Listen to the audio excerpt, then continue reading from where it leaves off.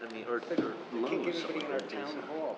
Let's stop this. I'm doing this. So we do it myself. Let the record reflect we have a Pledge of Allegiance. I pledge allegiance to the flag of the United States of America and to the republic for which it stands, one nation, under God, indivisible, with liberty and justice for all.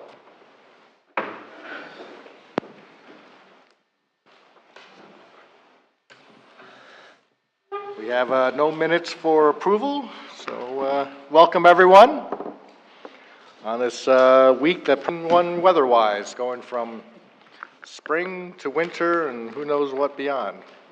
So we will be ready for whatever happens on Wednesday. And happy Thanksgiving to all the families for Thursday. My pen's not working. Oh, got another one? I got it, sorry. Just want to share a story that was submitted by Sean Plumstead. And this is one of our patrolmen, Sean McCarthy, off duty, driving down Route 80, October 10th, going through Denville. Sean observed a motor vehicle accident that night that resulted in a motor vehicle being disabled on the 80 in the lane of travel. You can imagine what that scene could have been. Sean, seeing the accident, immediately took action by removing the operator from the disabled vehicle, notifying responding agencies. And as soon as he had removed, another vehicle struck the original vehicle, and so his quick actions could have saved a life, certainly saved some what could have been a catastrophic injury. So we want to thank Sean McCarthy for stepping in and going above and beyond as he was on 80 off duty. Great job, and another reason to be proud of our finest. Also want to, on a sad note, share the loss of a lifelong Madison resident, Peter Catano. Died on Friday, November 21st. Many know him as Fran Mantone's brother, and also many of us know him as one of our fine barbers in town. He, when I had more hair, he used to cut it, and so we will truly miss Peter and his presence in downtown Madison. It was salon elite that he had for so many years. And on Friday we gathered at the police headquarters to recognize Dennis Lamb on his retirement after 25 years of service to our borough. We want to thank him for the previous couple years leading our Detectives Bureau, and he was one of our great ones as far as securing grants for the police department. And we wish Dennis the best of luck. He is taking on a second career. Hope he will be managing a Starbucks franchise at some point, and he was very proud of the fact that their way they view service and giving back to the community is exactly how he approached his career as a police officer. So we wish Dennis best of luck, and hopefully we'll see him around town. And a little reminder that our next meeting on December 8th will be the last meeting for the year, and also the meeting closest to the 125th anniversary of the incorporation of Madison. So we have some special things planned to recognize that great event. And shifting to a library report, this week the library will be closed Wednesday night and of course all day Thursday, Thanksgiving. Regular hours will be in effect for the remainder of the holiday weekend. And a reminder, the library is still offering one-on-one technology training each Tuesday. Call the library to reserve a one-hour training session on mobile devices, including phones, tablets, readers, laptops, and for training on library services such as ebooks, databases, and Zinio, the online magazine service. Also related to technology, on Friday, December 12th, a library staff member will present Google. Who knew? Some surprising features of Google will be shared at that, and public's invited. And of course, if you want more information, you can Google it. Sorry, I couldn't resist. Reports from committees. Health, Mr. Landrigan. Thank you, Mayor. I just have a few dates here to announce. Men's cancer screening will take place at the Madison Health Department on December 8th at 6 p.m. If you need, you have to call for an appointment. It's 973-593-3079. In addition, on December 3rd, men and women's heart health screening will take place. That will be at 8 a.m. They will have children's flu shots available at the health department from 1 to 4 p.m. on Mondays from now until the end of December. And just a reminder to everyone that your dogs and cats need to have their licenses in place. That has to happen in the month of January. And if you need rabies immunizations, that takes place on December 6th from 10 a.m. to noon at the health department. Thank you, Mayor. Thank you. And I apologize to the crew in this corner. We've had a little light problem that we tried to take care of before the meeting, so we're a little dark. Homes in the dark. Public Works and Engineering, Mr. Catadello. Thank you very much, Mayor. DPW reports that we are on the second go-around for leaf pickup and is asking that if Madison residents can get their leaves out as soon as possible, they'd appreciate it. Of course, we may want to wait until after the snowstorm, so hold off between now and Thursday. But after that, the sooner that you can get them out, the better, so that we can pick everything up. The 2014 Road Improvement Program milling and paving work for the remaining 5 roads, Pine Tree, Durwood, Fletcher, Niles, and North, is now complete. Final signage, striping, and punch list items are anticipated over the next 2 weeks. At the library, the HVA system ceiling and lighting repairs designed by EI Associates for this project was advertised on October 2nd, 2014.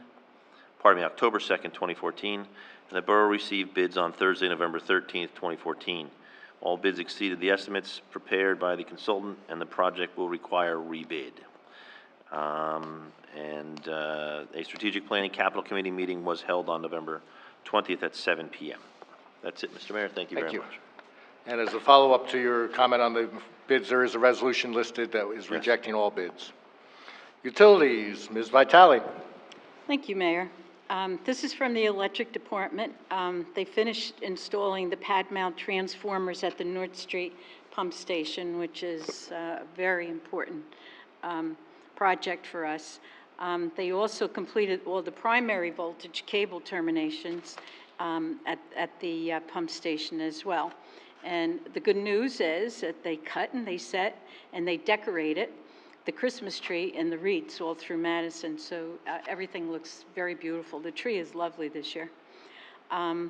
They completed a new service to Investors Bank down on Main Street, and that building is coming along very well, and it looks very nice. They also replaced a lamppost and fixture in front of the Nautilus Diner. I do want to make a comment about the Pilgrim Pipeline. I've talked to a few people over the last couple of weeks about this particular incident that has been going on. October 15th, we passed a resolution which was Resolution 290. Chatham Borough is now passing their resolution to say we are not going to support this. And so I've had a chat with the mayor, also talked to John McKeon's office and Mila Jaycee's office, who are our assembly people who are very, very knowledgeable about the environment, the environmental impact. So what we've been finding out is a lot of people don't really know that much about Pilgrim Pipeline.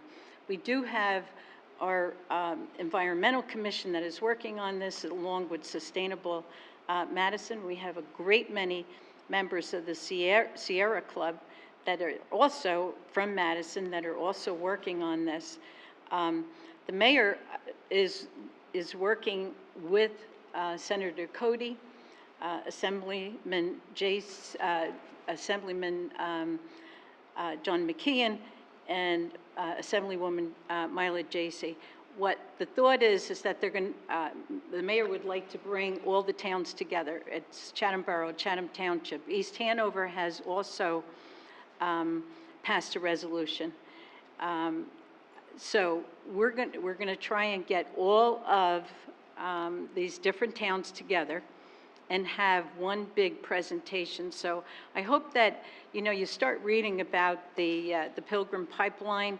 I'm going to see if we can get some information up on Rosenet to give you a little more information and where you could go to find out more about this. And hopefully you'll join us when Senator Cody brings, a resolution or some very important information regarding this. Thank you. Thank you. Public Safety, Ms. Bailey. Thank you, Mayor. This fall, a group of people on Central Avenue, residents of Central Avenue, came to the borough, came to the mayor, and requested meetings. They felt the street was unsafe, the speed limits were too high, that there were things that needed to be done in order to improve the safety for residents and anybody along Central Avenue. We met as a group with the residents, a couple of council members, the chief of police, Bob Vogel, the engineer, and the county came. And the county then went back, the county planning board went back to the freeholders, and they did some surveys, and they agreed that the speed limit, this is one of the things they really wanted to be reduced. So the speed limit will now be 30 miles per hour along from 124 Main Street to Ridgedale Avenue, and the school zone will remain the same, 25 miles per hour in the Central Avenue Elementary School Zone. So this is the first step, and then when it is time to start paving Ridgedale Avenue next year, I think, or the year after, we will then propose sidewalks and a narrowing of the road to slow the road down even further, and the neighbors are very grateful, which is the good news. And then from the police department, during the month of October, the Madison Police Department responded to 47 motor vehicle crashes. They assisted with 79 medical calls, responded to 74 alarms, and responded to 35 calls to assist citizens. Thank you, Mayor. Thank you. Finance Borough Clerk, Mr. Wolkowitz. Thank you, Mayor. Early this month, on the 13th, Madison Borough issued bonds to replace approximately $15 million worth of bonds that we had previously issued. This is commonly called a refunding in the finance world. The objective in doing this is not dissimilar from when you refinance your mortgage. It's to take advantage of a more attractive market rate than we had when we first went in the market. The last of these bonds will mature in 2028, which is the same as the original issue that they'll be replacing. The difference is that over that time, the borough will reduce its interest payments by $1 million. So it was a good day in the market, at least for us. Besides receiving a very attractive interest rate, I just want to mention a couple of other things that happened that day, because I'm often asked, what's the value of this AAA stable business? Well, the value to us was that the series of our bonds, are different years, different maturities, were oversubscribed anywhere from 3 to 7 times when we initially went in the market. So what happens in a situation like that is you back away and you raise your price, which in turn reduces your interest rate. So when we went in initially, it looked pretty good, looked even better after we saw the reception we were getting in the market. And besides that, the quality of the investors in our bonds was pretty outstanding. Among others, they included JP Morgan Asset Management, Goldman Sachs Asset Management, U.S. Trust, and Glenn Mead, among several others. Not a shabby list. Like most projects of this type, it took several people's involvement and expertise, and those people included Ray Cody, Jim Burnett, Robert Califoot, Councilman Catalanello, and our bond counsel, Steve Rogut. Tonight, on a different matter, tonight we're going to begin discussing electric rates with the objective of determining if we can reduce them, and if so, by how much. Jim Burnett will be here a little later and be making a presentation describing the various variables and considerations that will go into that decision. And then finally, I just want to remind you that we're nearing the end of the 2014 electric rebate program. December 1st, it's over. So if you know anyone who's been procrastinating, don't procrastinate much longer. Thank you. Thank you. Community Affairs, Mr. Rowe. Thank you, Mr. Mayor. First, from the Downtown Development Commission, the annual holiday parade and tree lighting will take place this coming Friday evening at 5:30. Residents can gather downtown to catch a glimpse of the many organizations, bands, and other groups as they march down Main Street to help kick off the holiday season. Santa will also be on hand for the kids and the parade and the Christmas tree lighting ceremony. Please come out and enjoy the live music and extended shopping hours. The commission also swore in its newest member, John Hoover, who's here tonight. At our meeting last week, John will be representing the Senior Center at the DDC in the future. And finally, the commission has also started its own planning for May Day 2015 and has approved its Main Street Foundation request for 2015. Next, from the Chamber is once again sponsoring its outdoor home decorating contest. The top two winners will receive $100 Chamber gift certificates, and $25 gift certificates will go to many other winners in a variety of specialty categories. Entry forms are available online at madisonnjchamber.org, or the Madison Pharmacy, or the Provident Bank, or the Lakeland Bank. Entry forms must be submitted no later than Monday, December 15th. Judging will be taking place the next evening, and the winners will be notified the day after that. All are encouraged to participate in this fun event.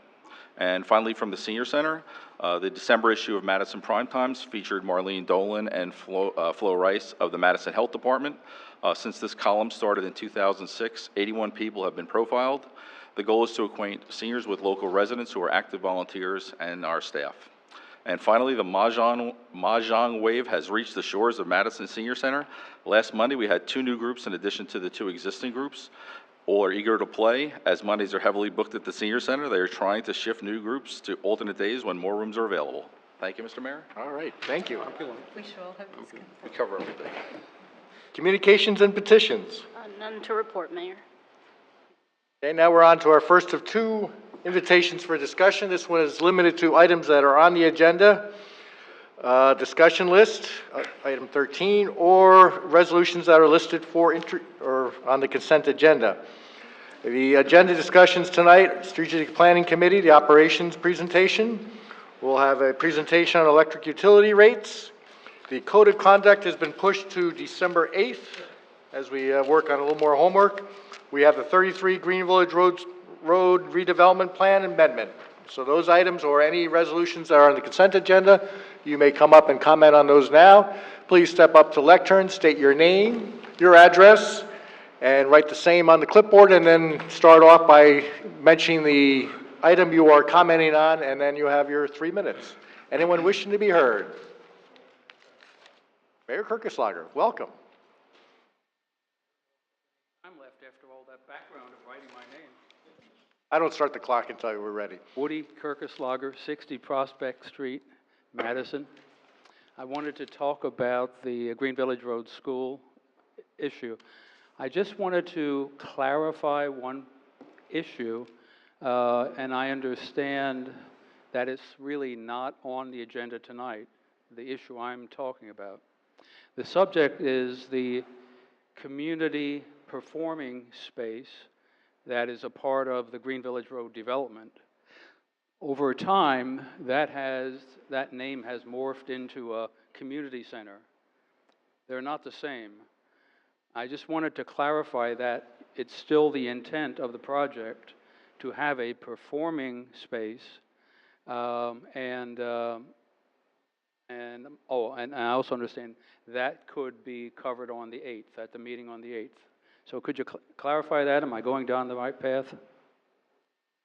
The redevelopment plan talks of a community space, but not necessarily community performance. I don't, Ostry, do you have that? It's a very important difference. The Chase Room in the library is a community space, used all the time. The Thursday Morning Club has a lot of, space for the community, but it is not appropriate for performances. If we can't get it right now, what we'll... No, I have it here. Okay, yep. Just keep going, Woody, and I'll find it, the definition. All right, what you can do, Ostry, is when we get to the discussion item, we can just, you can cover that. Thank you. Thank you. Anyone else wishing to be heard on items on the agenda, please step forward, state the item. Welcome, Sam.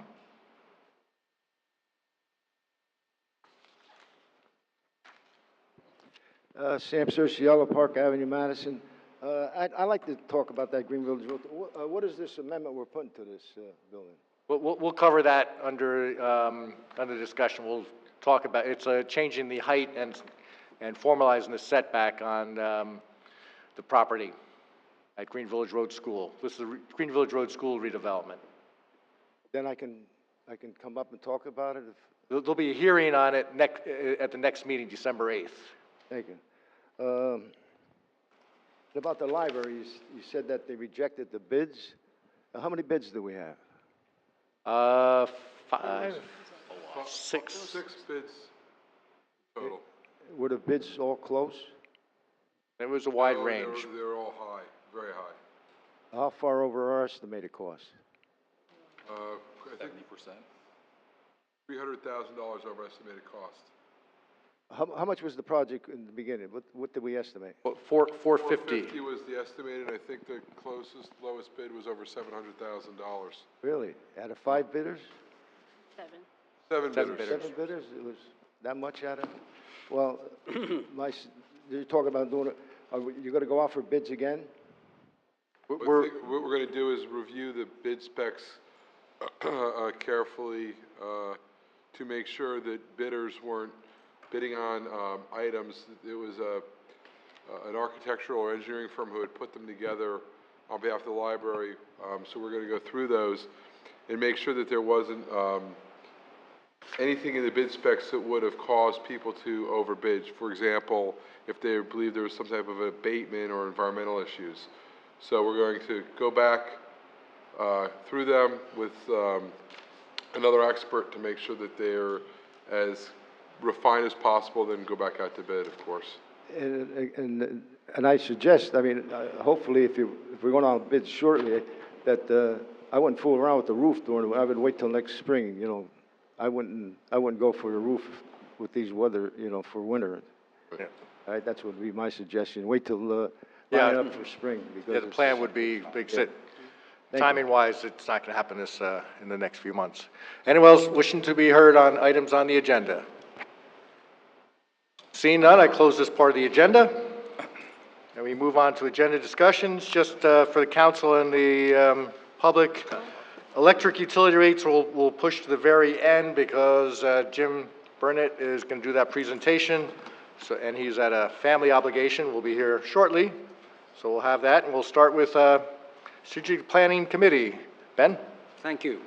Thank you, Mayor.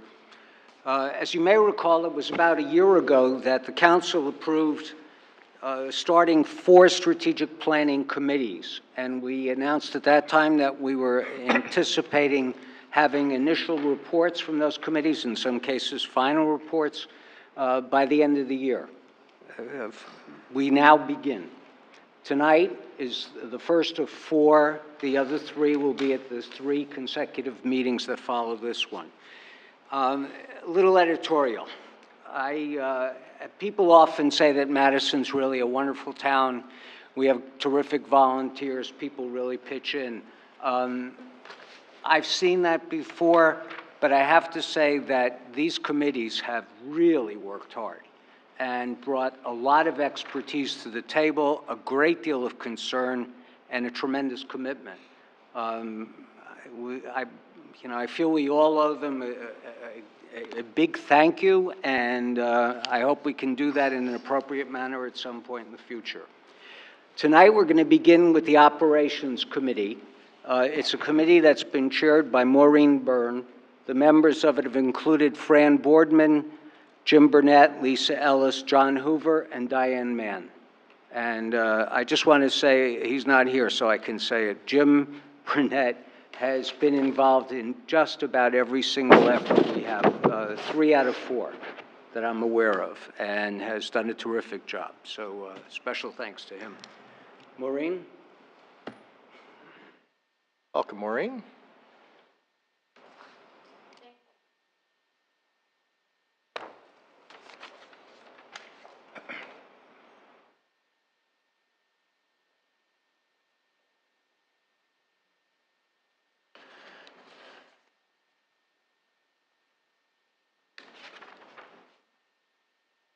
So business operations for the town of Madison.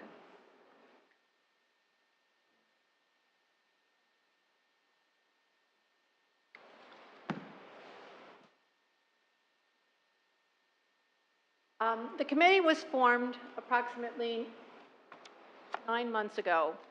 And from the beginning of our charter, we looked at a variety of outcomes. Borough operations is a very large, all-encompassing thing. What we decided to look at was to assess community perceptions. What does the community think about how the borough is operating and how how the services that they're receiving from the borough are being perceived? So we were going to solicit residents' ideas for improvements and then develop recommendations that would enhance communications and service delivery with the expectation that by doing that, we would have a more involved community in borough affairs. Philosophy and values.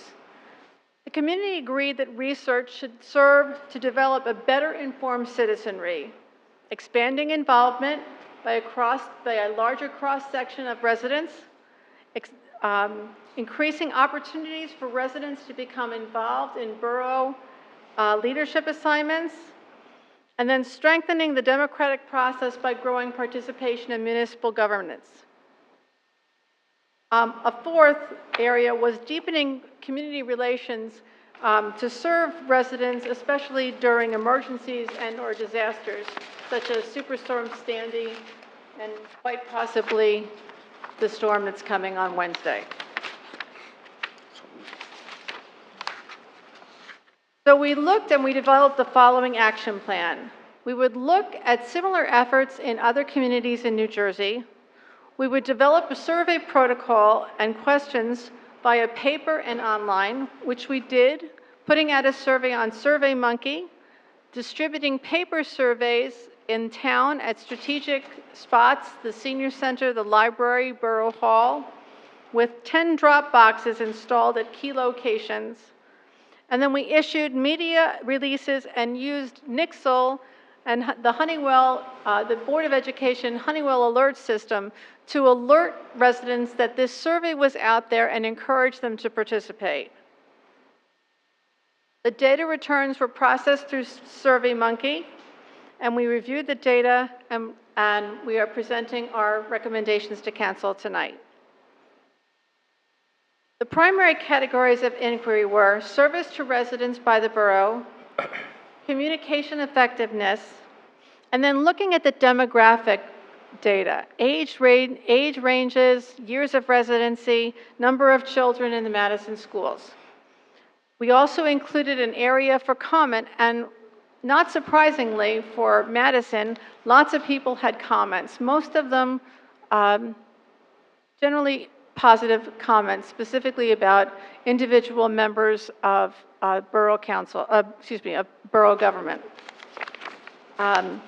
We had a survey and supplemental questions for borough council members, committee and board chairs, and the heads of departments here in borough government. A total of 226 responses were received on the online and paper surveys as of September 25th. We've gotten a couple of surveys have dribbled in since then, but not enough to make a statistical difference. The supplementary data that we received was from the council members and appointed volunteers. We asked them to give us their overall impression of how the borough was communicating to the public, what improvements or changes could be made. And then for the department heads, we asked them how did they communicate with the public, and what communication tools did they use to deliver information to the public. The results were astounding. 87% of respondents agreed that the borough communication system should provide citizens with information they need to participate in a meaningful way. But close to 60% did not agree that communications about borough decision-making was open and two-way, which indicated an area for improvement. And 64% of the respondents agreed that they did not receive sufficient information about borough matters that they felt fully informed. And 52% of the respondents thought that borough decision-making processes were not clear and open. So there's obviously room for improvement. We looked at the preferred mode of communications about borough issues.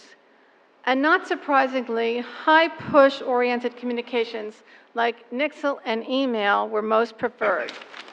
Attending meetings like this one were the least preferred, least convenient option for getting information. So why is social media so low? If you look at it, our respondents fell very heavily in the 40 to 60-year-old category. They're not digital natives. I'm not a digital native.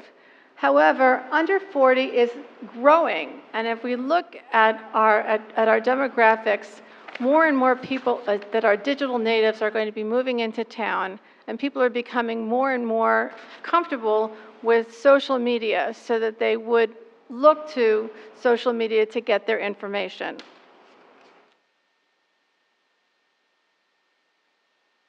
So the top 3 suggested improvements that were mentioned most were to revamp RoseNet, identify additional communication tools, and not surprisingly, improve online bill paying. Additional data from the survey from committee chairs was that they suggested they needed more support and oversight in order to get out their agendas and their communications from their committees. Committee findings and observations. Monmouth University recently completed a best practices for municipal websites. This here is the front page for Middletown, New Jersey, which was designated the #1 website in New Jersey. It's very interactive. You can get most information with 1 or 2 clicks. It's very clear and concise, and it could serve as a model for what RoseNet could become.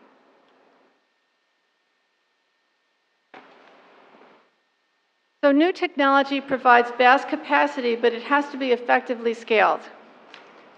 Making changes will require training key personnel. Someone's going to have to take responsibility for maintaining our communications and updating it, sometimes on a daily or hourly basis. Important segments of the population, specifically our senior citizens, are not going to use technology as their primary means of communication, so utility bill inserts are still going to be very important.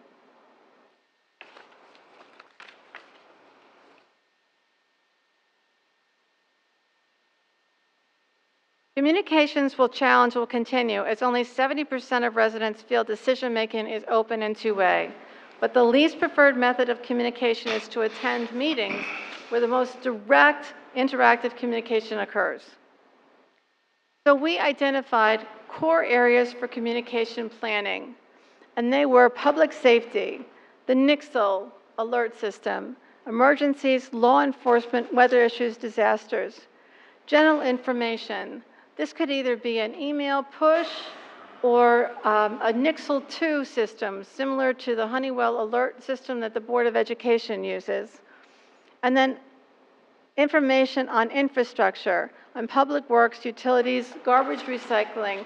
These are the things that people are looking to RoseNet to find out and get information on, and these are the things we should be providing information on. So the committee recommendations. Our short-term recommendation is that the council make communications a priority and devote financial resources and personnel to make necessary improvements. We need to improve the online bill pay function.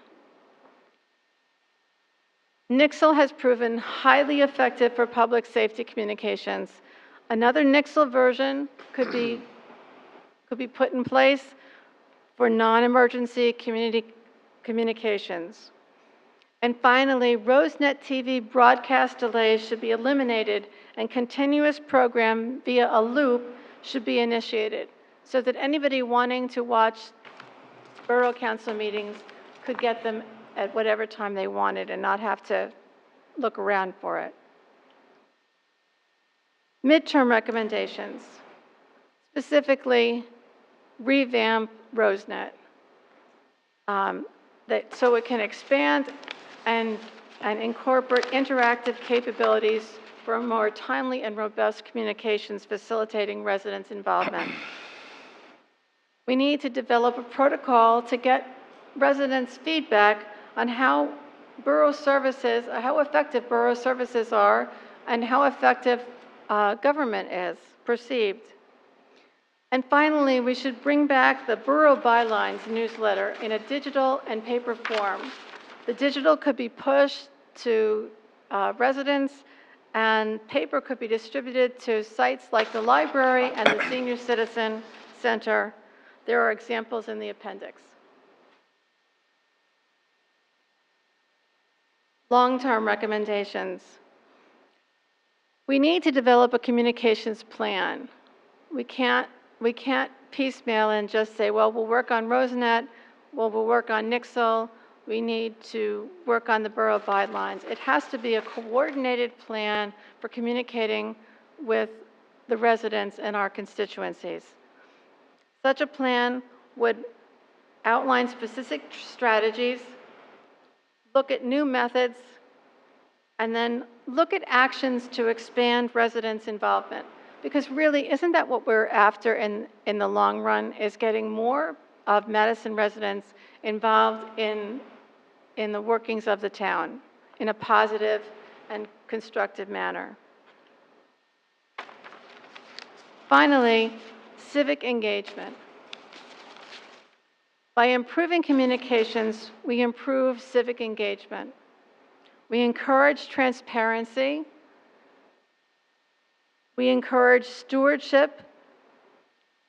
We encourage volunteerism, getting residents more involved. And I've seen that in my work with the DDC. People want to be involved in what's going on in the town. They need to be asked, and we need to have a system for identifying them and pulling them in.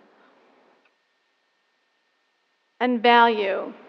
By communicating what people are getting, what services people are getting for their property tax dollars, we will show people that Madison offers a superior level of services compared to other communities in the area.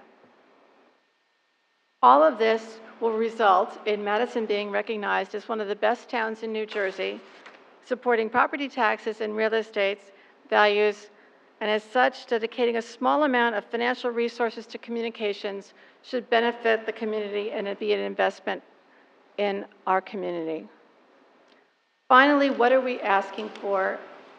We're asking that the council support the committee going forward, expanding and recruiting additional members as needed to implement the short, mid, and long-term recommendations as endorsed by council. Thank you. Excellent. Thank you very much for all the hard work. Great committee. Comments, questions from committee members? Bob? Maureen, first, thank you very much. That was a bit of an eye-opener, because as good as you think you are, there's always room for improvement. And I can personally corroborate a lot of the information that you presented there during Hurricane Sandy. We used Nixle a great deal, and it was appreciated by the residents of this town so much. I mean, they waited for the Nixle messages. When is my power coming back on? One thing that we even instituted in this town, we have a radio station now. We're still trying to find a DJ for the radio station during a storm, but to your point, push notifications, social media, that is the way to go, and you hit the nail right on the head there. So thank you very much. That was a very eye-opening presentation. Other comments or questions? No. Carmela and then Pat? Yeah, I just want to say thank you to Maureen and some of the members that are here tonight. 9 months is a long time to work on a committee, and it showed that it showed a lot of things to us. You know, I've been a big proponent of the borough bylines for ages.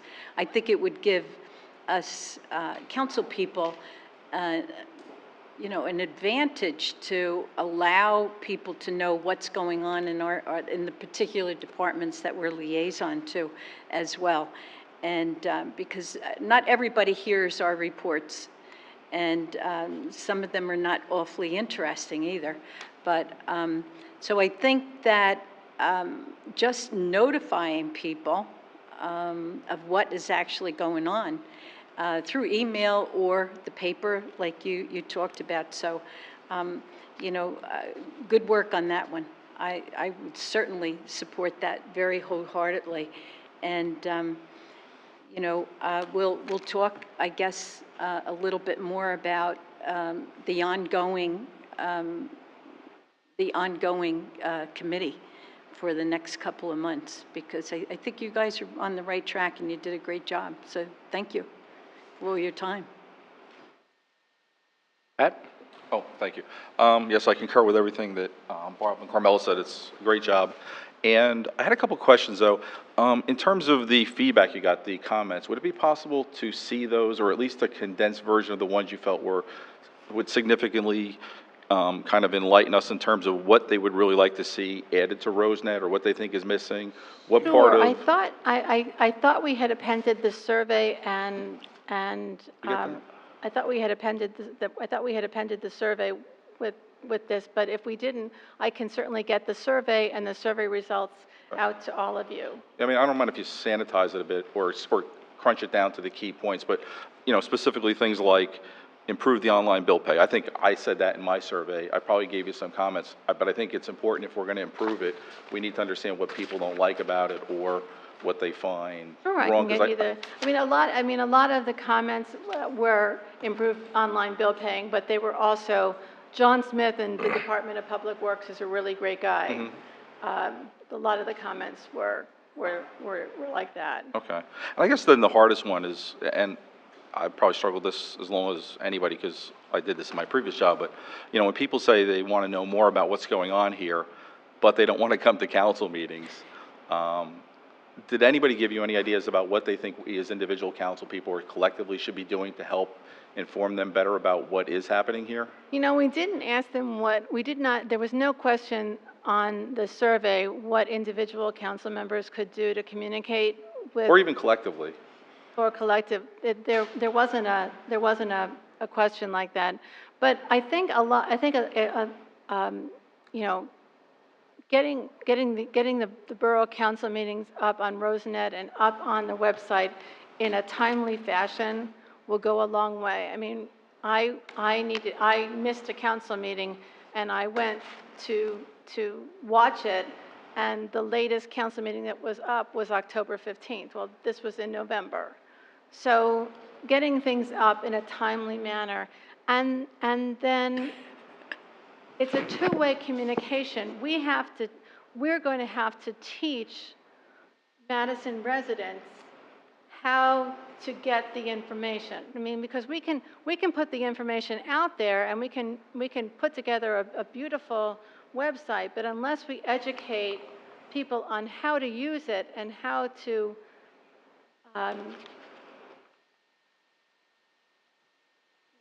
use it to the best of its ability, then we're not doing our job. We're not doing our job of communicating. Thank you. Thank you for your time, and thank you for the committee. Ben? Are there any other comments? I was going to throw in mine, but you can. Okay. Well, I just wanted to say that obviously this committee's work has just begun. And to their credit, the committee members are willing to stay together and probably augment the group with certain expertise that they don't have currently to be able to implement their recommendations. The other side of that, and at the appropriate time I'll come back to the council with something more definitive, it's going to take money. I don't believe huge sums of money, but it does take money. I happened to meet the people who did the Middletown website, and if we were to look for something comparable in terms of expertise and input, we're probably talking in the neighborhood of $20,000. In addition, there's a lot of reporting work and a lot of maintenance that isn't currently done. It begs the issue as to whether there ought to be a person who spends part of their time and is paid accordingly to provide that information through the various media we decide to lean on. So that's something, as I say, it's just a heads up. I'll be back to the council with something more definitive. But as we go through the budget, I think it's something worth considering. And to that point, at the League of Municipalities meeting, there were a number of communities the size of Madison that had community communication director, community outreach director. They had people on staff whose responsibility it was to maintain the communication between the borough and the constituents on a timely basis. And that doesn't have to be a full-time job. It doesn't need to be a job with space in Borough Hall. Someone could do it from their home computer, but it does take a certain level of technical expertise to update all of these different platforms. So for next steps, obviously it's getting the committee continued in 2015. Is the thought that the current committee as it stands is ready and anxious to go, or are we looking for more resources to join, join the committee? Both. The committee is raring to go on the next steps, but we feel we need to expand the committee to get some people with more expertise that we don't necessarily have, specifically in website development and communication platforms. Okay, so we will, more to come, and I like the idea of short-term, mid-term, and long-term goals, and so it gives us, this council and future councils, a lot to work with. I would also throw in that, the survey we did was very comprehensive. Certainly, since I had a role in compiling and setting up the SurveyMonkey survey, I got to see what came in. What we were not able to do is compare what other towns might have with the same result. So I think while some of those numbers might be, oh my God, we're doing a poor job at 60%, saying we could do better, I think for communities, we're probably above the curve. That's not an excuse. It just is, the learning curve we're on is we need to push harder and not use being a municipality as an excuse not to communicate well. I think we can do better, and then I think when someone, if we were to go out with that survey again in 2 years and someone was to reply that they did not feel that the borough had open and accessible communications, I think we'd be able to turn around and point to all of the communication platforms that we had developed over the past 24 months that made it possible to be informed and also involved. And I think a more involved community, more apt to vote, more apt to get behind municipal budgets. I think it's a win-win all the way around. Okay, so more to come. Great job again. Thank you. Thank you, Maureen. Thank you very much, Maureen, and thank you to the committee. What we'll do is we will go to item 4, which is the redevelopment. Give Jim a chance to catch his breath. Give Bob Powell a chance to maybe get out here earlier. So I guess electric rates are important to you in the future anyway, so you might want to stay. So Green Village Road School redevelopment. I'll provide a little background as it was presented to the planning board. Osprey is also a planning board member representing the council. As I said, we have Bob Powell here to answer any questions. We'll have a more in-depth presentation in 2 weeks at the hearing. Anyone that has been to that site knows that the challenges on the site.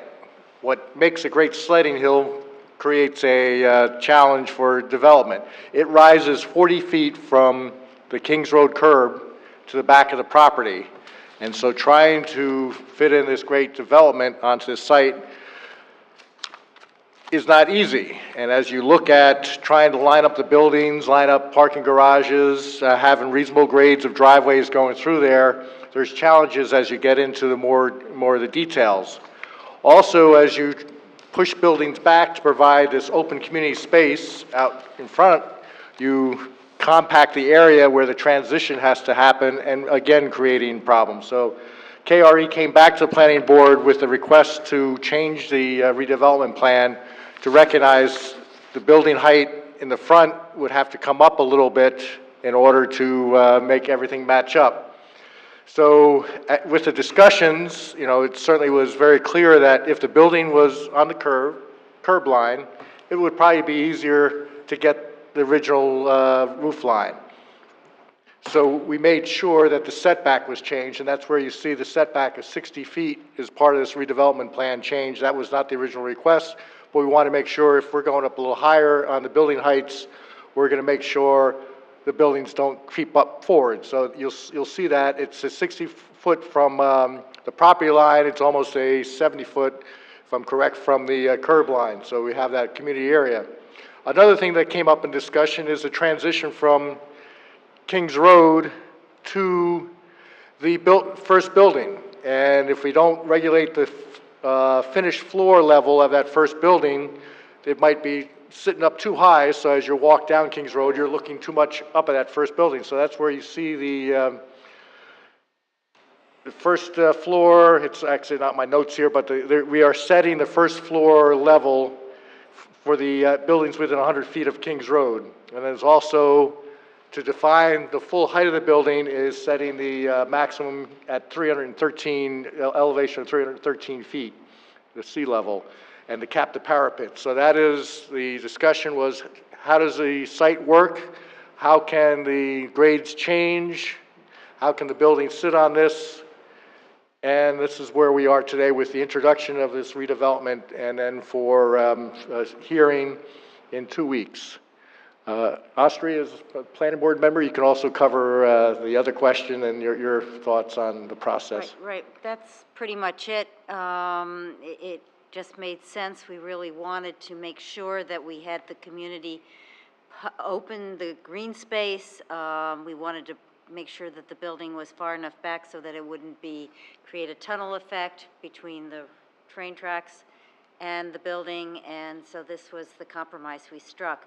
With regard to the visual and/or performing arts, it states, provision of a venue for visual and/or performing arts and cultural activities that accommodates at least 150 people on the site and encompasses at least 3,000 square feet of demised interior floor area that connects to a minimum of 16,500 square feet of outdoor public realm / community green area along the Kings Road frontage. Such public realm may be composed of green space, hardscape, passive recreation areas, performance space, outdoor seating, sidewalks, and pedestrian pathways, bicycle parking, and private outdoor dining with up to 2,500 square feet of private outdoor dining space. Provided that such indoor cultural activities and exterior public realm spaces, exclusive of up to 2,500 square feet of private outdoor dining space, shall be leased to the Borough of Madison by the redeveloper for a nominal consideration for a minimum term of 30 years. Okay, so that's describes as more of a performance space in the community. Oh, I'm sorry, that document is the redevelopment plan, which was issued May 21st, 2014, and revised November 24th, 2014. So that's the guiding document. Okay. It should be on the Borough website. Yeah, it should. I hope so, Woody. Yeah, once it's introduced tonight, we will have the updated redevelopment plan on the website. Again, we have Bob Powell here. In 2 weeks, we'll have a more involved presentation. They did a great job in front of the planning board to show the effect of the regrading and how it will terrace going into the neighborhoods, neighboring properties. So we'll see that in 2 weeks.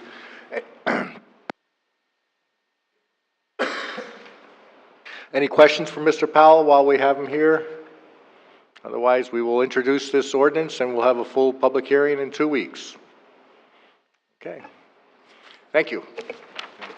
Well, thank you for staying around, and you're welcome to stay for the electric rates discussion. Jim, you're up.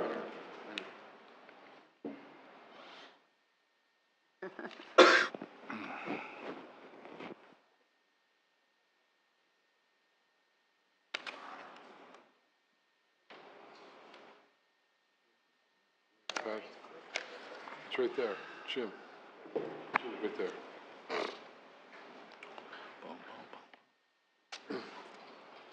Thank you, Mayor and Council. I apologize. Typically, I like to get the presentations in your hands a little earlier, but I was so distraught by the results of the Lehigh Lafayette football game on Saturday that I was unable to come into work on Sunday to get it done. So just have to apologize for that and congratulate everyone from Lafayette for a good win. So in any event, as requested, I'm here to talk tonight a little bit about electric rates. This is going to be a short discussion of items affecting the market and upcoming electric rate discussions because, and I believe Ben may have mentioned this earlier on, because of the Budget Committee finalizing their results and the Electric Committee, these are the ad hoc strategic planning committees finalizing their results, and the Capital Committee, we thought it'd be good to kind of set the table here with the presentation, but I don't know that we'll be able to really have substantive conversations in regard to actual rate setting this evening, but this will give you a lot of information and a good first start. So we're going to be talking about year-to-date revenue for the electric utility, year-to-date costs, current market conditions, procurement and load profile, just a little bit. I always like to remind people what that's all about. A little bit of a rate comparison between Madison and other utilities, capital needs and surplus, and then we'll kind of summarize some comments. And Mayor, if you want, I can go through this, and if anybody has a question, they can jump in, or do you want me to wait till the end for questions?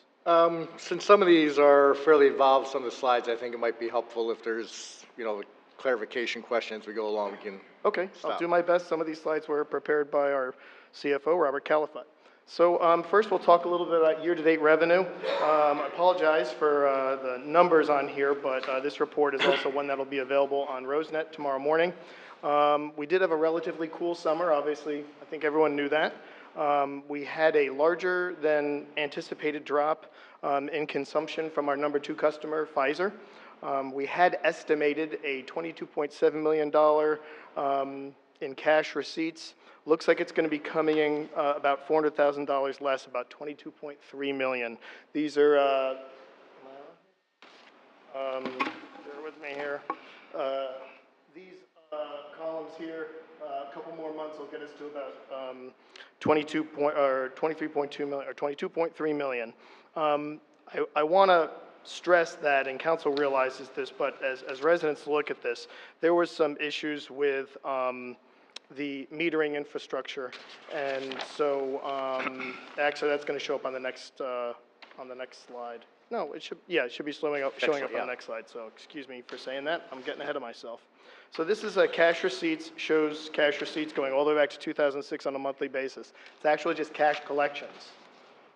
We may have had more delinquencies one year than another year, so it's not actual kilowatt sales, and as you know, our meters only measure once a month, so we don't have an exact accurate how many kilowatts do we sell in January. People probably realize that we have a meter reader out every day. So he reads book 10 typically on the 10th day of the month. That's going to have from January 11th to February 9th or so of consumption. So we can't tell what someone consumed exactly in the month of January based on that methodology of collecting the data. But we can certainly identify the cash collections during the month. So next is the year-to-date cost for electricity. And this is where I jumped ahead a little bit. It's best to look at the overall numbers and not the monthly figures because there was certain issues that JCP&L had with our master meter that caused some large billing adjustments. The bill is correct. It's been corrected. We've worked with JCP&L on it, but some months have some odd aberrations if you're comparing 2013 to 2014. So Robert and I would always be telling you compare these last two numbers here, compare the 15.7 and 11.4, anticipating that we have about $1 million a month coming in these last 2 months here. We're going to be coming in at around 13.7 million in total cost for the purchased power for 2014. That is in line with our with our estimates that we gave at the beginning of the year. So we're happy. We got close to that. It's important to note that this is not the entire budget for the electric utility. This is just the electricity. There's costs for capital. There's costs for the men, for salaries, for operating, for materials, and things like that. So it's not just 13.7 million to run the utility and subtract out 12.3 and, or 22.3, and here's how much we have left over. There's obviously other costs, and you'll see those later on. Market conditions, this is a chart that shows forward contracts trading for PJM West Hub. They're called around-the-clock futures. That's what ATC stands for. It goes from 2009 to 2014, just this past week. And I just want to show that since about 2011, they've been trading in a relatively narrow band of 45 to 35. Each of these colors represents a different maturity date. And typically, as you go out, if you were to buy a 2018 contract, that's going to be a little more expensive than a 2016 contract today because there's a risk premium that's added to those pricing. So that just gives you kind of a summary of where the spot, not the spot market is, but the forward contracts, which is the type of contracts we're purchasing now. Questions? Market conditions. Some of you may have heard of the polar vortex clearly in terms of what happened in terms of it being cold, but it had a significant impact on the electric market. Spot market prices that are typically $50 a megawatt hour spiked up over $1,000 a megawatt hour during certain parts of the winter of 2014. It was excessive cold. It was constraints on natural gas delivery to the power plants. And it was issues with firing up plants that the grid really thought they didn't need during that time. Typically, there are power plants that you only need in June, July, and August, and we've talked about needing those power plants to satisfy our peak demand. In the wintertime, those facilities are either shut down or being repaired, and they had some issues with firing them up. As a result, PJM was, and the market was charging a significantly high rate for electricity if you needed to go out and buy electricity today. We buy contracts in the forward market to cover the majority of our need, but we will have a need at time to go out into the spot market and make purchases. This chart below shows our block purchases, which are in gray, versus our actual consumption for January of 2013. And we're going to visit this again and talk about this in a few minutes, but I think most of you have seen this type of graphic at least once or twice.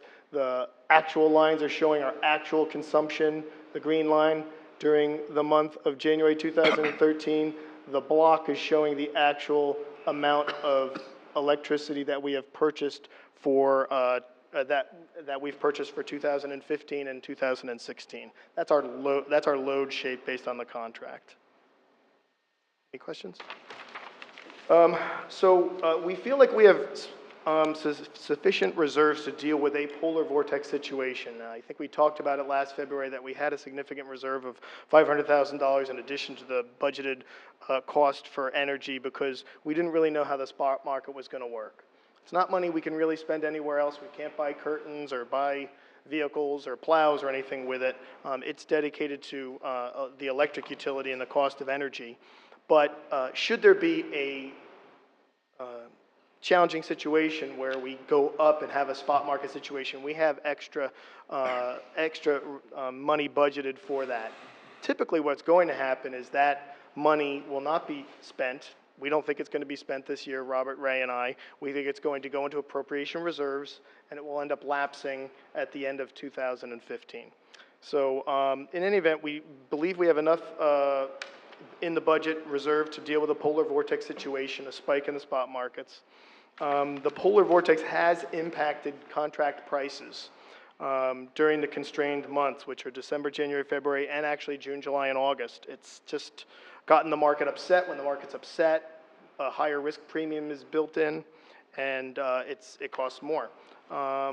As an example, we went out and just put our toe in the market last week because they were willing to give us some pricing, and we did some pricing. And we got pricing for around the clock for 1 megawatt for December, January, and February at a cost of over $69 a megawatt. You all may remember, and you'll see in an upcoming slide and 2 slides, that the contracts that we have bought in the past have been 49, 44, 55, 59. So $69 a megawatt is significantly expensive, and that's around the clock. That's day and night. So I'm going to show you just real graphically. This is other information that we receive on a weekly basis about PJM forward strip contracts. For those who like numbers, this is kind of the information behind the graph that you saw with all the colored lines. Note the highest price on the chart is actually for delivery for electricity in January of this year. Typically, it's a risk premium farther out when you go. You can see a risk premium here building as you go farther out. You can see numbers going up here as you go out, but here we are with the highest dollar amount right there, January 2015, because the market is still nervous. PJM has done a lot to ensure that the generation this year will be ready and prepared should there be another cold winter. So we don't anticipate it happening. However, the market is concerned and it's being priced in there.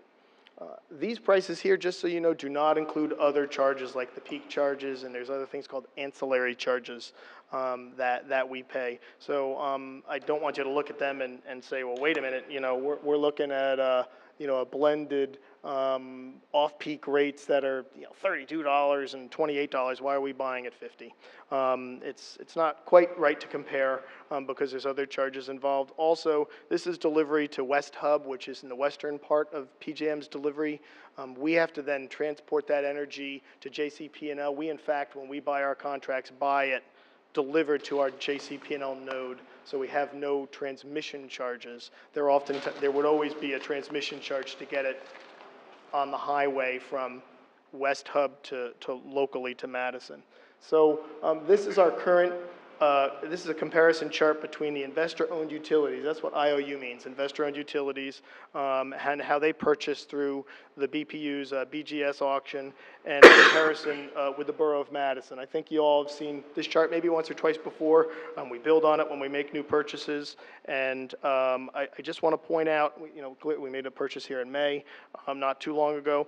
I want to point out that I always like to show this chart, not because of the prices, because again, these prices are different than these prices in terms of what's included and what's not included. I put a little disclaimer here. It's more just to show our maturity, the maturity of our portfolio, where we've bought out versus where the investor-owned utilities, or what I consider to be our major competition, is bought out. So we have one extra contract here compared to them. They've only bought 2/3. We've bought all of our need for 2015.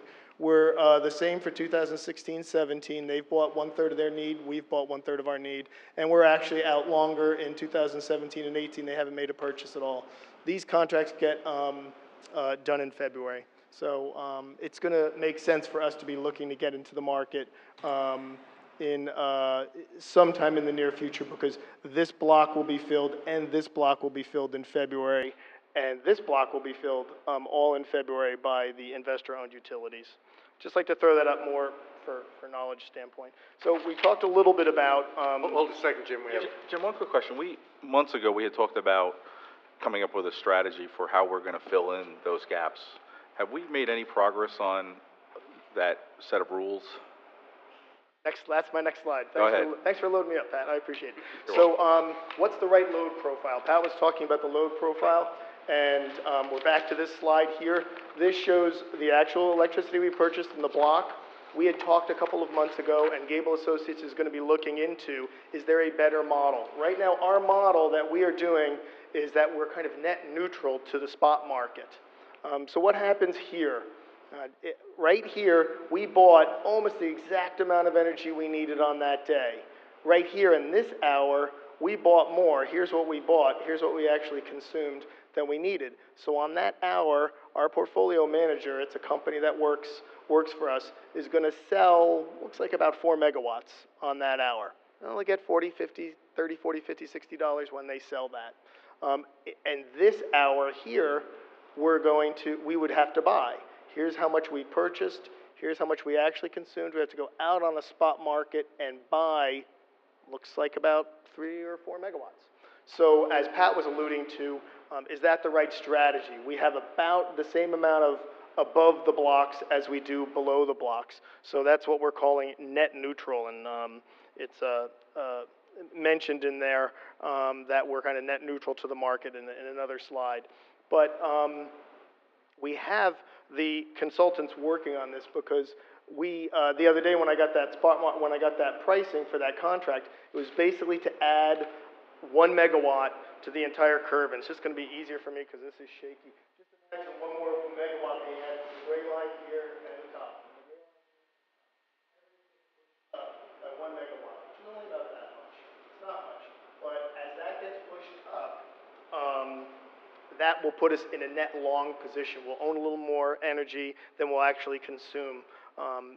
The concept being, if there's a polar vortex, we have less exposure. Imagine if this is the day that it's really cold, we now have covered ourselves with 1 more megawatt. We still have some spot market exposure, but not as much. To answer your question, Pat, we're going to be looking to Gable in the next 2 months to give us some guidance on that. We consulted with them and contracted with them to do that.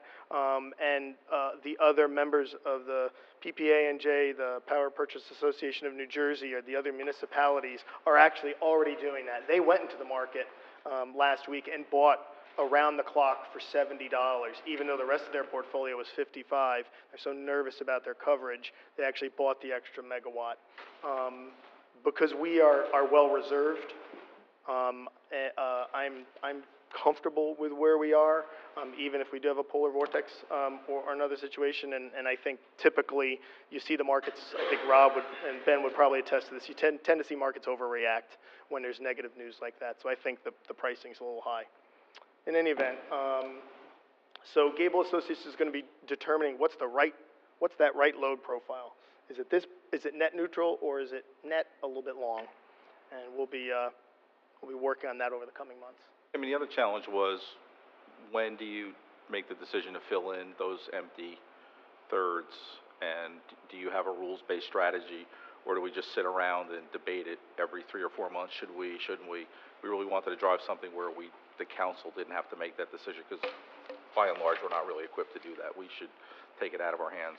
Correct, that's correct. When we look at this portfolio, we don't want to be in a situation where we're buying out 5, 6, 7, 8 years, because we could be buying at what we think is a great rate right now, $55 or $60, but then 3 years from now, the investor-owned utilities, when they're doing their purchasing, could be buying it at 40, and now all of a sudden we're out of the market. So when we're buying, how long we're buying, and the difference of the maturity of our portfolio versus the maturity of their portfolio are all guidelines that we're going to be having that the consultant's been asked to give us guidance on. Okay. Excuse me, rate comparison. This chart shows the electric rate comparison for an average residential customer, which in Madison uses about 855 kilowatt hours per month. Historically, certain municipalities have used electric surplus in their municipal budget. Madison's done it for almost ever since the electric utility was created. I have a document from the early 1940s that shows a significant electric utility surplus, actually to the point where the town had no taxes that year. Certain municipalities traditionally set their pricing so electric surplus can be used in their municipal budget. And you see in here, Pemberton, South River, Madison, and Milltown traditionally do that. Certain towns have chosen not to transfer much surplus. They've chosen to say, well, we want to have a lower electric rate. And those towns are Vineland, Butler, Lavalette, and Park Ridge. Sussex is on here, but people should realize Sussex Rural is a cooperative. It serves various parts of different municipalities, and it doesn't have the ability to transfer any surplus over to the municipal side to support capital. So this also shows the cost for PSE&G, JCP&L, Atlantic City Electric, and Rockland, the other major investor-owned utilities, IOUs in the area. All of these utilities, or I should say 3 of them, PSE&G, Atlantic City Electric, and Rockland, are all scheduled to either have an increase in their rates heard by BPU, or are just in the process of receiving that rate increase from the BPU. So those numbers aren't included in here. I would expect all those rates down here to go up for PSE&G, Atlantic City Electric, and Rockland. I'd expect them to go up by a couple of percentages. And they're doing that based on trying to harden their networks? Exactly, exactly. So, capital and surplus. This, I apologize for all the numbers, but this should look familiar. This is everything up into the gray is exactly what we gave you back in February for the performance of the electric utility, the schedule of electric utility sales and performance. I want to start out by saying I've been working with the ad hoc utility strategic planning committee, and they have compiled an impressive and comprehensive list of utility assets based on the useful life and projected future needs of the borough. They are going to come back to the Borough of Madison, to the council, with suggestions on how much the council should consider reserving in capital. In years past, you can see this is the number here. There have been years that it was 0, 100, 100, 100. What do we do, 200 this year? We had estimated and did 200 in 2015. It's likely this committee will ask for 400,000 as a minimum. They'll come back and go through the various methodologies that they're doing, but I wanted to give you a kind of a heads up that that's coming down the road. So that's one important point to note here.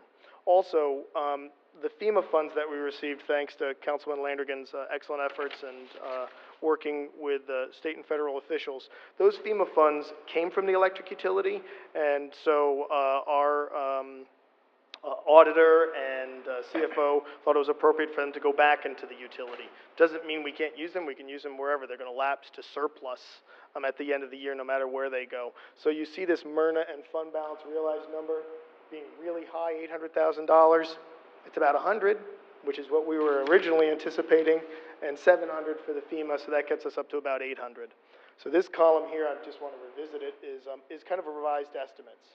So we talked about the first number here, 22.3, that our cash collections were going to be a little bit lower than what we first thought of, 22.7. And then our Myrna is going to be much higher because of the FEMA money coming back. We didn't want to anticipate it because you never really know if you're going to get it until you get it. Cancellation of prior year appropriations is going to be a little bit higher. And our power purchase numbers we think are really spot on, 13,750. Admin and operating, that's the actual budgeted amount that we had, and electric utility capital, that's the actual budgeted amount we have. So we're looking as though we're going to be generating a surplus this year of over $6 million in the electric utility. There was a balance in surplus at the beginning of this year of $500,000. So point number three references that we will have, or we're estimating or anticipating to have over $6.5 million available to transfer from the electric utility to the municipal budget in 2015. So, and at the end of 2015, this is the number that we traditionally want to be thinking that we can transfer over. It can be a little higher because what do we make for the year? That's what we can transfer the following year and use for capital purposes, for funding various services. And this number here, we're looking at 7.3 million for 2015. Maybe a little conservative. Maybe that cash collections number goes back up. Maybe the Pfizer building goes back online. There could be, maybe there's a little more lapsed appropriations than we thought, but you know, we have that extra appropriation in there in case of a polar vortex situation. So with that, just a couple of summary slides. Does anybody have any questions on this before we move on? Just an observation. I was doing some calculations while you were running through this, so I didn't talk about this during the purchase cost and the revenue, but you know, there were some big months in the beginning of the year where our cost of electricity was significantly higher than we had than the previous year, and the second half of the year it's dropped way down. Now I don't know to what extent, because you and I've had this conversation, how much of this is because of the issues we have with JCP&L, and how much of it's actual. So the challenge, almost all of it is. So yeah. we're challenged to look at it on a monthly basis from the cost standpoint. So it's almost better to look at the cash collections basis. But we'll have a balance. Even the cash collections, I really don't think is great. Do we have any way of actually looking at what we bill per month? I mean, cash collection just depends on when somebody decides to pay us.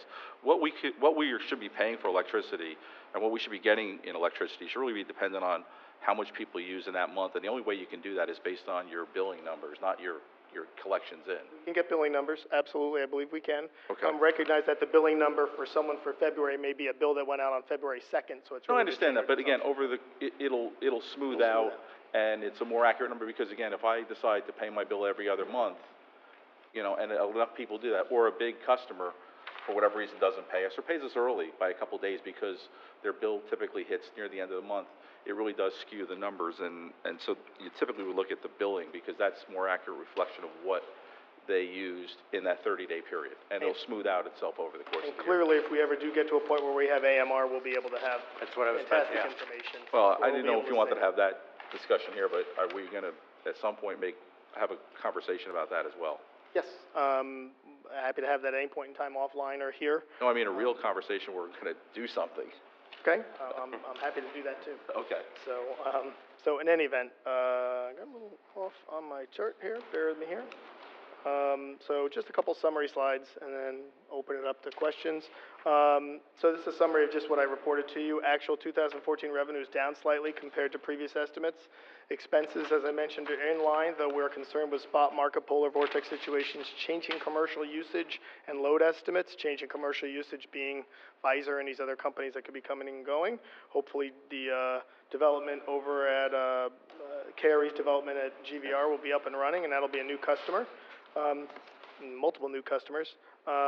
Summary about the rates. Madison's rates are near the top of the market, but other utilities are expected to increase in the coming year, so we're going to see a closing gap there.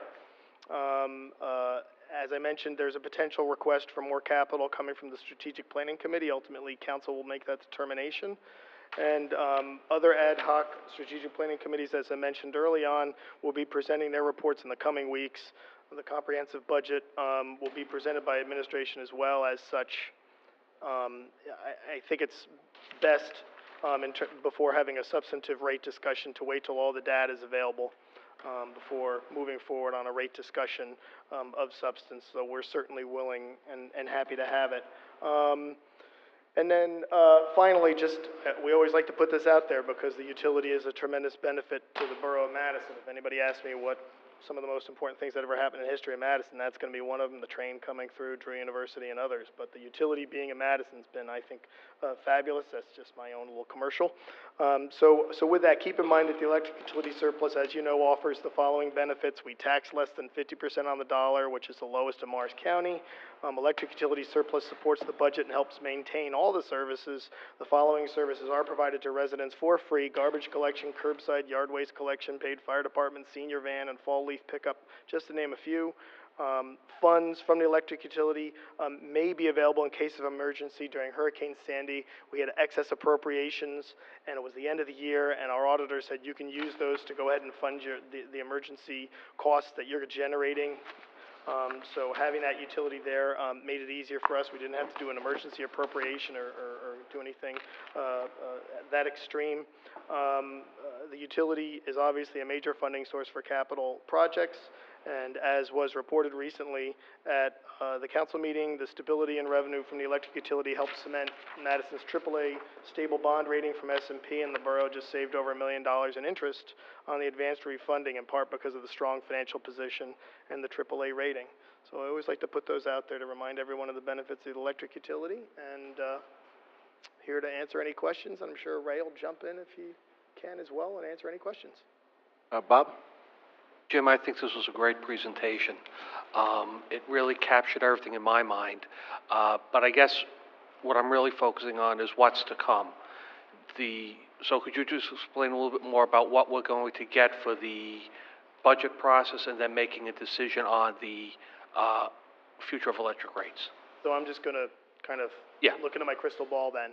I think we'll follow, if mayor and council are acceptable with it, I think we'll follow a similar process to what we did last year, which was we had kind of a road program come out early, knowing that we will have capital. Hopefully that council will feel strong enough to have capital funding to give the authority to go ahead and get those bids processed and out on the street. We'll then talk about electric utility, open space, budget. We'll have the strategic planning committees coming in at the end of December, at the meeting in December and in January. And I believe by the end of January, or probably closer to the end of February, you'll have all the information that you need to be able to really determine the balance of all the decisions you want to make, whether it's staffing, capital, electric rate, tax, appropriation, revenue, and you all will, I think at that point in time, have a much better picture as to where we are. And as I said, administration will, as we did last year, advance a budget that we think is right for the town, but, you know, we always put that out there with, you know, wanting to sit down and talk to you all about it and refine it and go from there. So just to reconfirm kind of a timeline, because residents will say, well, what does all that mean to a possible and rate change? That if we have all those numbers lined up in February, rate changes are set by ordinance, so there would be, the best case scenario would be introduction in March, and April would be a new rate structure, which would put it a month before, you know, if we're trying to do anything before high use season, we could do that with that time frame. And I could argue that we should wait till the adoption of the budget, just so the Right. budget's clearly in and we know where we are financially, and then from there, you're ready to go with a rate reduction. So maybe on the night you adopt the budget is the night you introduce a rate change in electric, if that's what you're looking to do. Carmella? I just want, I just have to ask you a couple of questions, just for clarification, Jim. Way up at the beginning of your first slide, you talked about the actual kilowatts cannot be determined, that usage for each one of the residents, for each household. Is that right? We're talking about the kilowatts that we consumed as a total municipality. Right, And the power purchase cost, that was, I'll go backwards. That was, as you know, Carmella, That was like that first 2014 year-to-date revenue. I think at that point you talked about that the actual kilowatt per residential Well, I talked about the customer actual. could not, that can't be determined, actually. No, I talked about the monthly figures in the cost of electricity, as Pat noted, were, you know, there's a lot of changes here, which, Right. you know, if you know, we're coming off of a fixed contract here, actually, we're not, we're fixed here and fixed here. That's such a large increase there, and then such a large decrease here. That's due to that metering issue that we had. But it's just, but all in all, the months in the end averaged out and are appropriate. But comparing month to month, unfortunately, is not the best. So what we're going to look to do is look at some kilowatt numbers and see if we can get that. Having said that, the meter was, we had to do estimated billing during some of this, so the meter wasn't operating, so some of that's going to be estimates as well. But we'll be able to get that information. I mean, while you have that slide up, the last number for October, year over year, it's a $1 million difference. Is that a true number? This is a particularly high number, so it's not that this is a low number. This is probably a more in line number. We're probably going to be looking at $900,000 a month here and here, maybe a little more. This is the aberration. As you look at it, you can look all the way across here, right? Aberration. That number had Is that a meter an issue excessive. What's that? A meter issue That or was a part weather of the metering where we had a billing adjustment happen that month. And Carmella had a few more, and then Rob. I just want, thank you for that clarification. I just wanted to make sure about that. One of the things that you talked about was Gable Associates. Have we determined that they will be looking at how we're going to do the procurement, or is that one section that the council has not determined yet? Correct, yes. Okay, so we need to do that. We need to do that. The last discussion that was had was, let's have them do the first two, which is Right. Kind of an overall review of the utility and possible solar opportunities, and then do numerical crunching on some generation opportunities and solar opportunities and cost-benefit analysis. From there, we were going to determine whether we're going to have them move forward with the procurement, load analysis, and some of the other AMR and some of the other projects that we're looking at. That's all part of the proposal that they gave us. We have a locked-in rate for them to do that, but the authorization was for the first two, the solar review and the cost benefit first. Yeah, I think that's a very important aspect that we should really be considering as a council at this point. Another thing I wanted to ask you about is that there's lots, you know, I know that Ben and Robert and all of you guys talk to S&P, you know, about our AAA rating and whatever, have you had any discussions about a rate decrease with S&P and how it would affect our AAA rating? We had, Ben, I don't know if you were there, we had a very brief discussion with S&P about it. Clearly, S&P wants to see as much money coming in the door as possible. So, if we were to offer a rate reduction, we would just want to make sure we were offering it in an extremely thoughtful way, that we explained that we feel like this is still financially prudent. So they would be an integral part of that decision too, don't you think? No, I Ben? wouldn't No? say integral, but to answer, I was there, and they've had continuity of staff, and so what they bring up a lot is surplus, because they remember all too well the times we're eating through surplus. So they're not precisely interested in what rate we charge. They're interested in the outcome of that rate as it's reflected in surplus. Rob? So, I have to say, you did a wonderful job estimating the revenue, right? To come in, you did a wonderful job estimating our revenue this year. So, you know, you apologized a couple times for being off by $400,000 on a $23 million, that's what, 1.5%. You did magnificently. So, as it pertains to next year, do you have the same sort of, because I know we delayed talking about rate cuts for some time for two reasons. First, mainly, we weren't sure, you know, that we were going to make, you know, on what the revenue stream was going to be. We had to make sure we had the data, so bravo on the data. And then we wanted to wait for the strategic planning committee to come through. So basically, your 2015 estimates, I'm dizzy. So you're comfortable with that estimate, or are you just plugging what this year's number comes in at?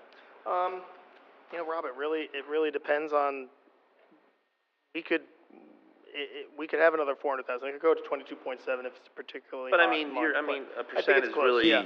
No, I think it's, we're not going to sweat 1.5%, Yeah. 2%, right? I think 22.3 is good. One thing that I want to point out is that you look at 7.3 saying, hey, we're going to generate 7.3 next year. No, I'm not looking at that, I'm looking at the revenue.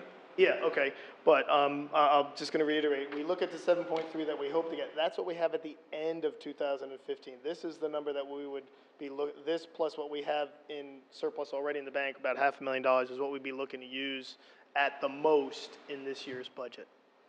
This upcoming year, 2015's budget. So I totally you don't want to, understand. you can't spend the money before you have it. So so this upcoming 2015, as you know, will be the first year that we finally have a full 12 months under the new contract. But that won't affect the revenue, right? No, I'm sorry, yeah, no, Just it's not going to the- affect the revenue. So. Just the cost? Yep. Okay, thank you. I just had revenue questions, that's all. Okay, any other questions or thoughts? Right, so we will remember all this information, and we'll probably revisit these charts as we get into the budgeting process early in the new year. But I think we now have set the stage for what we need to think about as we set the rate structure. We'll make sure these presentations are up on Rosenet tomorrow. This one and the Strategic Planning Committee report meeting will both be up on Rosenet tomorrow. All right, thank you very much, Jim, for all that work, and especially as you recovered from the loss on Saturday. Listen, he has a National Honor Society member now, Yes. so that's pretty good, right? Yep. Ordinances for hearing. Okay, the ordinance scheduled for hearing was introduced by title and passed on first reading at a regular meeting of the council held on October the 15th, 2014. It was posted and filed according to law, and copies were made available to the general public requesting same. I ask the clerk to read ordinances. Let me try that again. I call up the ordinances for second hearing. Ask the clerk to read said ordinance by title. Ordinance 53, 2014, a bond ordinance to authorize the funding of a portion of the cost of the rehabilitation of the Madison-Chatham Joint Meetings Molitor Water Pollution Control Facility by and for the Borough of Madison in the County of Morris, State of New Jersey, to appropriate the sum of $2,166,000 to pay the cost thereof, to authorize the issuance of bonds to finance such appropriation, and to provide for the issuance of bond anticipation notes in anticipation of the issuance of such bonds. I open the hearing for ordinance 53-2014. Anyone wishing to comment on this ordinance, please step forward to the lectern, state your name, your address, and keep your comments to 3 minutes or less. Seeing none, I close the hearing. Mayor, I move ordinance 53-2014. I second the motion. Any council discussion? Roll call vote. Mr. Catalonello? Yes. Mr. Landrigan? Yes. Mrs. Vitale? Yes. Ms. Bailey? Yes. Mr. Wolkowitz? Yes. Mr. Rowe? Yes. I declare ordinance 53-2014 adopted and finally passed, and ask the clerk to publish notice thereof in the newspaper and file the ordinance in accordance with the law. And now we're on to our second invitation for discussion. This is when you may comment on anything relevant to the borough. Please step forward to the lectern, state your name, your address, and keep your comments to 3 minutes less. Anyone wishing to be heard? Ma'am?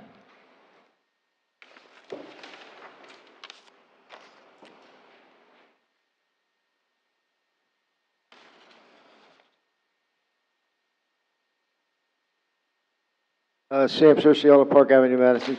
Just a couple things, if I may. I'm glad Dave May's here. Just talking to a lot of people in Madison on that Monday and Friday recycling.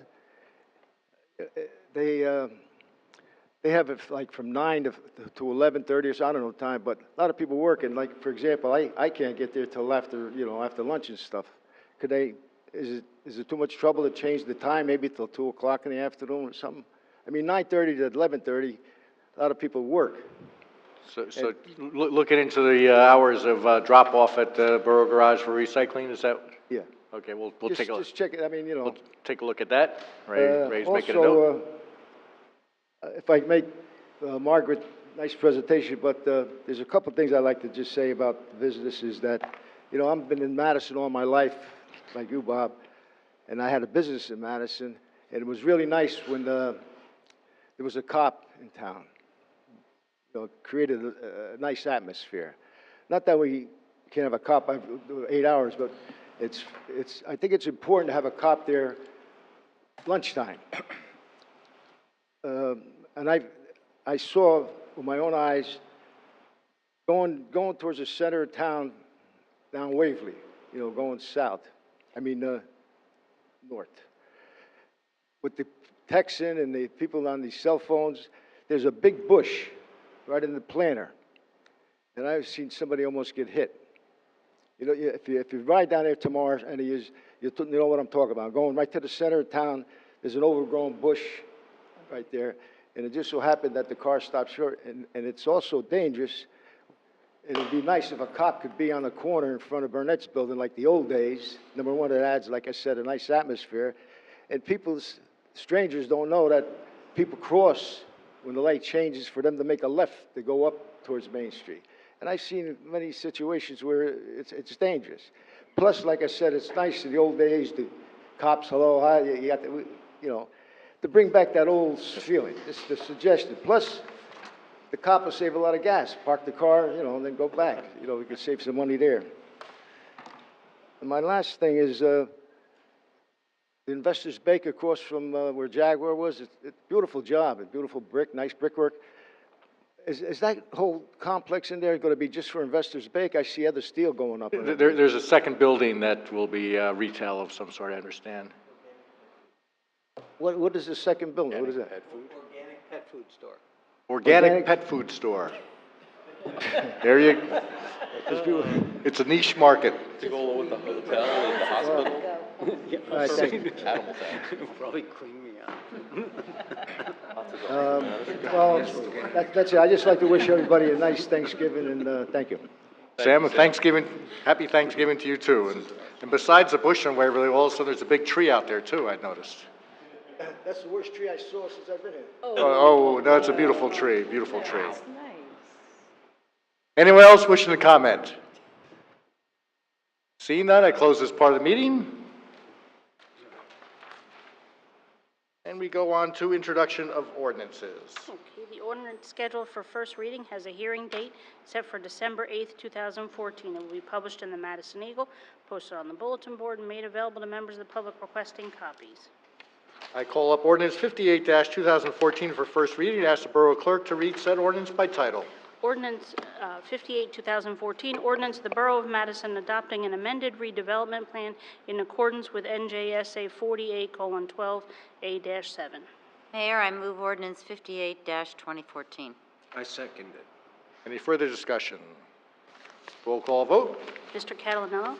Yes. Mr. Landrigan? Yes. Mrs. Vitale? Yes. Ms. Bailey? Yes. Mr. Wolkowitz? Yes. Mr. Rowe? Yes.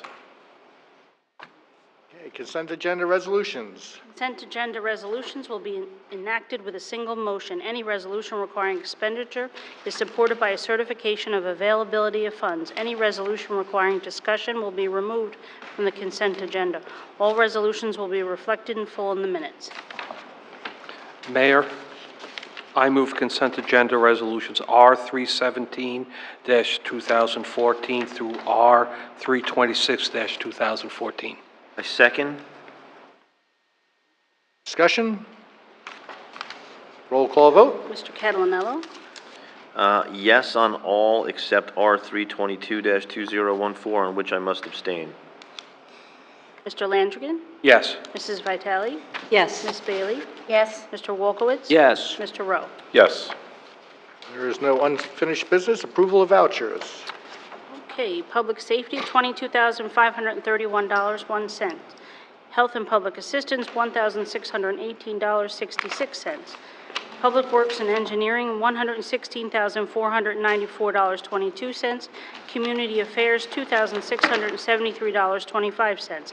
Finance and borough clerk, $47,191.81. Utilities, $739,177.26. Total is $929,686.21. Mayor, I move the approval of the vouchers. Second? Discussion? Roll call vote. Mr. Catalinello? Yes. Mr. Landrigan? Yes. Mrs. Vitale? Yes. Ms. Bailey? Yes. Mr. Wolkowitz? Yes. Mr. Rowe? Yes. Only new business is happy Thanksgiving, everyone. Thanksgiving. And with that, I move we adjourn. Well done. They decided no indictment in Ferguson, but they just announced in the last 10 minutes. Like, yeah. For me? Oh, okay. Oh, okay. All right. Tried to talk fast. I was like,